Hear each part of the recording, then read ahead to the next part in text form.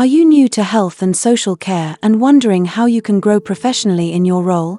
Care Certificate Standard 2, your personal development is a key part of the Care Certificate program designed to help you take control of your learning and progress in the care sector.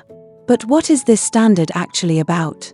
Standard 2 centers on the importance of developing your skills and knowledge over time. It introduces you to the concept of personal development planning. It encourages you to identify areas where you need to use feedback from colleagues and supervisors. This CPD-accredited Care Certificate Standard 2 course by Care Skills Training covers topics such as creating personal development plans, using reflective practice to assess your performance, and recognizing learning opportunities in your daily work. It's ideal for anyone starting their career in health and social care, whether you are a care assistant or a healthcare assistant. Whether you work in residential care, hospitals, or residential care provision, this Care Certificate Standard will give you the confidence and clarity to grow within your role.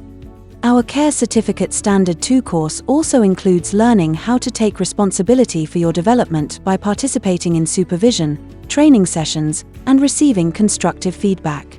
This course is easy to follow and has been designed to be highly relevant to real-life care settings. Enroll now and start your Care Certificate Standard 2, your personal development program.